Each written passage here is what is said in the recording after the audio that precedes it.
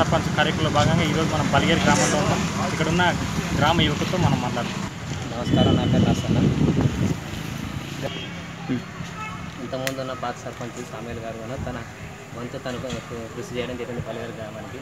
ఇప్పుడు నూతనంగా ఎన్నికైన మా పాత సర్పంచ్ నాయుడు సర్పంచ్ గారు కూడా గ్రామానికి అన్ని విధాలుగా గ్రామంలోనే ఉంటూ ప్రతి ఒక్క యువతలకు క్రికెట్ గ్రౌండ్ కానీ, తర్వాత కబడ్డీ ఆట పోటీలకు కానీ, అన్ని విధాల రాత్రిపూట లైటింగ్ వేయడం కానీ, గ్రౌండ్ శుభ్రం చేయడం కానీ, పిల్లలకు ఆట పోటీలు పెడితే ప్రతి రాష్ట్ర స్థాయి నుంచి కూడా ఎంతోమంది క్రీడాకారులు పక్కనున్న కర్ణాటక రాష్ట్రం నుంచి కానీ, రైతుల నుంచి కానీ వచ్చిన క్రికెట్ అభిమానులకు కానీ వాళ్ళకి అన్ని విధాలుగా సేవ చేస్తూ వాళ్ళకి వాటర్ ఫెసిలిటీస్ కానీ, ఇవి ఏమైనా బహుమతులు కానీ, గ్రామం నుంచి చిన్న పెద్ద అని తేడా లేకుండా ప్రతి ఒక్కరిని బాగా పిలుచుకోవడం కానీ, ఏమన్నా ఊర్లో ఉన్న సమస్యని ప్రతి 2 నెలలకు ఒకసారి గ్రామ సమావేశం ఏర్పాటు చేసి ఆ సమావేశంలోని ప్రతి ఒక్క సమస్యను ప్రతి ఒక్కరూ ఆయన ఒక్క నిర్ణయమే కాకుండా గ్రామంలోని పెద్దలు, వార్డు మెంబర్లు అందరూ ఏకీగ్రవంగా తీర్మానం చేసిన తర్వాత ఈ సమస్య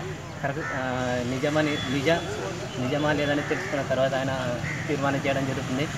అని పిల్లలందరికీ బలిగేరు ప్రజలకు యువకులు కానీ మొత్తం అందరికీ ఆడుకోవడానికి స్థలం లేదంటే ఆయననే పెద్ద మనసుతోటి ఇక్కడ వేరే కబ్జాలు అవి చేస్తామని అంతగా ఆ దేవాదాయ శాఖ నుంచి అన్ని విధాలుగా సపోర్ట్ చేసి బత్తలయ్య స్వామి టెంపుల్కి, ఆంజనేయ స్వామి దేవుని మన్న మొత్తాన్ని ప్రజలకి కావాలనే ఉద్దేశంతో పిల్లలకి ఆడుకోవడానికి గ్రౌండ్లు కానీ, ఈ బండలాగుడు పోటీలు కానీ, జాతర సందర్భంలో జాతర కావాల్సిన వ్యక్తులు కానీ, పై బజార్లు కానీ అన్ని విధాలుగా వాడుకోవడానికి చేపట్టడం జరిగింది.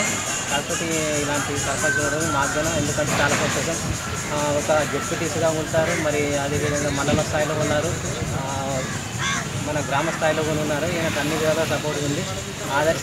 జిల్లాలోనే ఆదర్శంగా నిలవాలనుకోవడం చాలా గొప్ప సంకల్పం.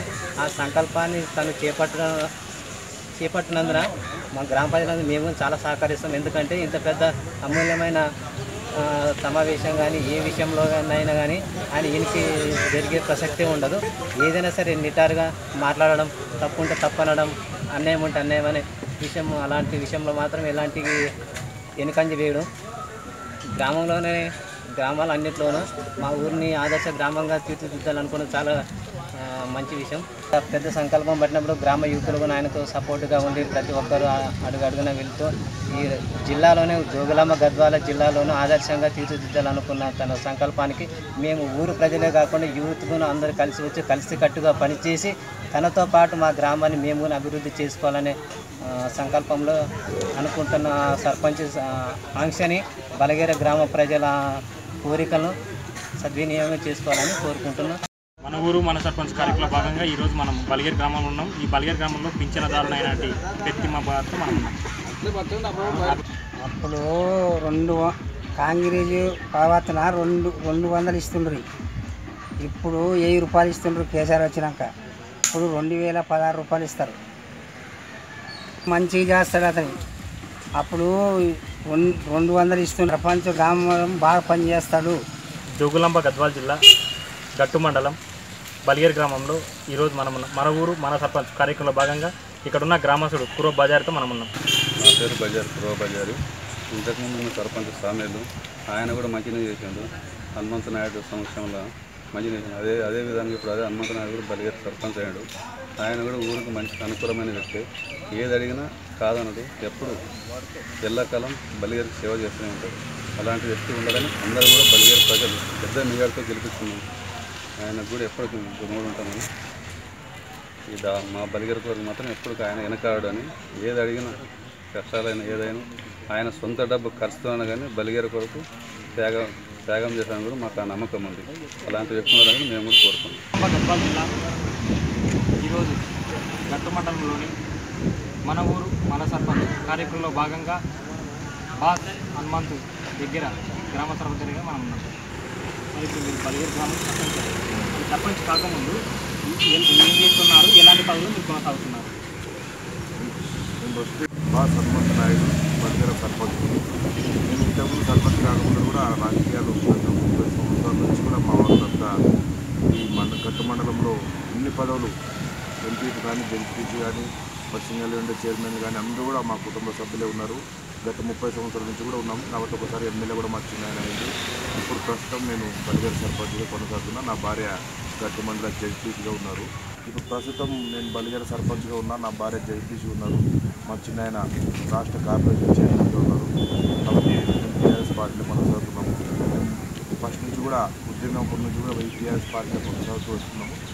ఇప్పుడు గట్టు మండలంలో గత 30 సంవత్సరాల నుంచి కూడా మేమే ఇక్కడ జడ్పీసీ పదవులు కానీ ఎంపీ పదవులు కానీ ఇప్పటివరకు కొనసాగుతూ ఉన్నాము.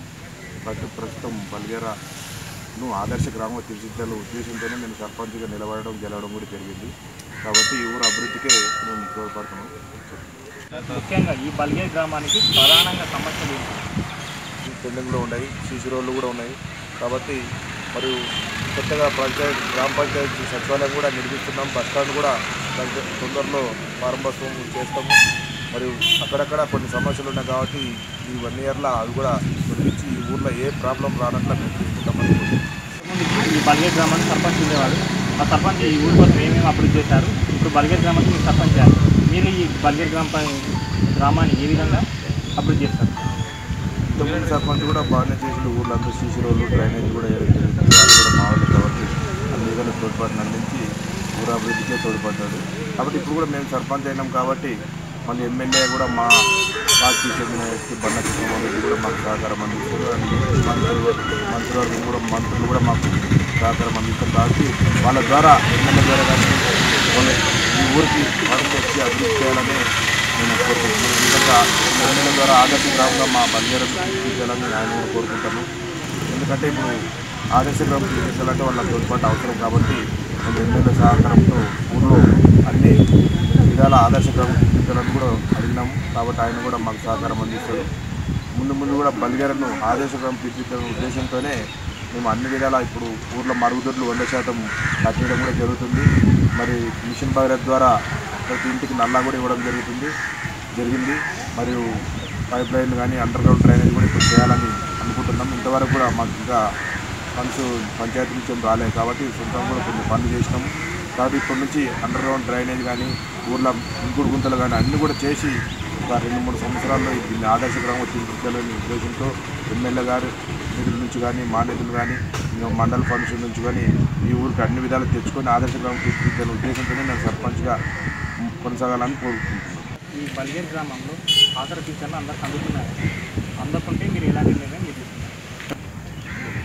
ఆసరా పింఛన్లు అంటే ఇప్పటి వరకు వితంతులు కానీ ఓఏపీలు కానీ వికలాంగులు కానీ 450 పింఛన్లు వస్తున్నాయి. ఇంకా 10-20 పింఛన్లు పెండింగ్ ఉండొచ్చు. కానీ అవి కూడా ఇప్పుడు మళ్ళీ గవర్నమెంట్ కొత్తగా ఏర్పడినందుకు 57 ఏళ్ళకి పింఛన్లు ఇస్తామని మన ప్రభుత్వం చెప్పడం కాబట్టి వాళ్ళు మాత్రం ఇంకా జీవో వచ్చే పరిస్థితి ఉంది. కాబట్టి వాళ్ళని కూడా ఇప్పుడు 57 సంవత్సరాలు నిండిన ప్రతి ఒక్కరు కూడా పింఛన్లు ఇప్పడానికి నేను కృషి చేస్తాను. కొద్దిగా కొన్ని పెండింగ్ ఉంటే కూడా నేను చూసుకొని గతంలో 1000 రూపాయలు పింఛన్ ఉండే వితంతులు కానీ ఓఏపీలకు కానీ ఇప్పుడు వికలాంగులు 1500 ఉండే. ఇప్పుడు ఆ పింఛన్ని రెట్టింపు చేయడం జరిగింది. కాబట్టి 1000ని 2016, 1500 3016 చేయడం. కాబట్టి మన తెలంగాణ ప్రభుత్వం వచ్చిన తర్వాత ఇప్పుడు పెంచినందుకు చాలామంది వితంతులు కానీ ఓఏపీలు కానీ వృద్ధులు కానీ చాలా సంతోషపడుతున్నారు.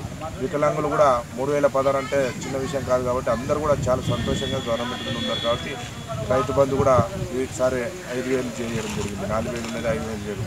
కాబట్టి అన్ని విధాల గవర్నమెంట్ బాగానే చేస్తుంది. కొన్ని విధాలు ఇంకా ఏమైనా సమస్యలు ఉంటే కూడా మేము గవర్నమెంట్ దృష్టికి తీసుకెళ్ళి పరిష్కరిస్తాం. ఈ బలిగేరు గ్రామానికి లైబ్రరీ కానీ ప్లే గ్రౌండ్ అని ఉందా? ఓ టైంలో ఇక్కడ లేకుంటే మాత్రం మీరు ఎలాంటి నిర్ణయం మీరు తీసుకుంటారు?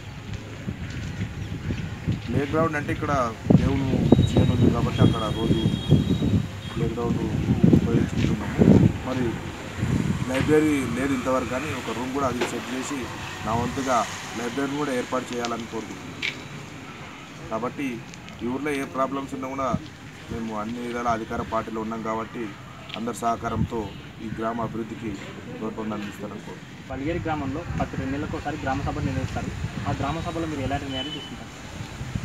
గ్రామ సభలో అందరూ ప్రత్యక్షంగా అందరూ ఊరు గ్రామస్తులు అందరూ పాల్గొని ఒక కట్టక్కడ కూర్చొని మేమంతా ఏం చెప్తే ఎవరెవరు ఏ గేర్లో ఏముంది అనేది కూడా అన్ని రాసుకొని పరిష్కరిస్తాము. ప్రతి 2 నెలలకు ఒకసారి గ్రామ సభ, 1 నెలకు ఒకసారి గ్రామ పంచాయతీ మీటింగ్ కూడా జరుపుకోవడం జరిగింది. కాబట్టి అన్ని విధాల ఈ ఊర్లో ఏమేమి ప్రాబ్లమ్స్ ఉన్నాయని కూడా మేము అన్ని అధికారులు కూడా పిలిపించి గ్రామ సభ రోజు అందరు కూడా మేము పరిష్కరించి నెక్స్ట్ గ్రామ సభలో పరిష్కరించే మార్గం చేస్తున్నాం. సార్ మీకున్న రాజకీయ అనుభవం ఏంటి? అంటే నేను చదువుకున్న టైం నుంచి కూడా రాజకీయాలు కొన్ని తెలుసు. అంటే మా ఇంట్లో ఎప్పటి నుంచో గత 30 సంవత్సరాల నుంచి రాజకీయంలో ఉన్నారు కాబట్టి ఇప్పటి నుంచో రాజకీయాల గురించి తెలుసు. అయితే నేను ఇక్కడ చదువు అయిపోయిన తర్వాత డిగ్రీలోనే మంచిగా ఎమ్మెల్యే కావడం అప్పటి నుంచి రాజకీయాల్లో నేను ప్రత్యక్షంగా పాల్గొనలేదు. గత 20 సంవత్సరాల నుంచి కూడా నేను రాజకీయంలో ఉన్నా. రాజకీయ అనుభవం అంటే గత 30 సంవత్సరాల నుంచి కూడా నాకు తెలుసు. అన్ని గ్రామాల్లో కూడా ఎవరు అనేది కూడా నాకు మండలం మొత్తం కూడా తెలియడం జరిగింది. ఎవరిలో ఏ సర్పంచ్ అనేది టోటల్గా మండల విషయానికి వస్తే అన్ని విధాల గత 15 సంవత్సరాల నుంచి కూడా నేను మండలంలోనే అన్ని ఎలక్షన్లలో కూడా పార్టిసిపేట్ చేయడం జరిగింది. కాబట్టి రాజకీయ అనుభవం ఈ3 ఛానల్ వేదిక ద్వారా మీరు ఈ పల్లె గ్రామ ప్రజలకు ఏం చెప్పాలనుకుంటున్నారు? నాకు ఈ పల్లె గ్రామ ప్రజలకు ఈ ఊరు పుట్టినందుకు నాది కానీ నా భార్య కానీ ఇదే ఊరు కాబట్టి ఈ ఊరు పుట్టినందుకు నేను సర్పంచ్గా ఉండాలనే కోరికతోనే లేదంటే నేను ఒక పెద్ద లెవెల్లో ఉంటే కానీ ఈ ఊరిలో సర్పంచ్గా ఒకసారి చేసి ఈ ఊరికి ఆయన ఉన్నప్పుడు ఒక ఆదర్శకరంగా తీర్చిదిద్దిన పేరు తెచ్చుకోవాలని నేను సర్పంచ్కి నిలబడ్డాను. కాబట్టి అత్యధికమైన జిల్లాలోనే నాకు అత్యధిక మెజార్టీ మా బలిగేరు గ్రామం నుంచి గెలిపివ్వడం జరిగింది. అదేవిధంగా నా భార్యను కూడా రాష్ట్రంలోనే జడ్పీటీసీగా మెజార్టీగా గట్టుమండలం నుంచి 10,000-11,000 మధ్యలో మెజార్టీతో గెలిపించడం జరిగింది.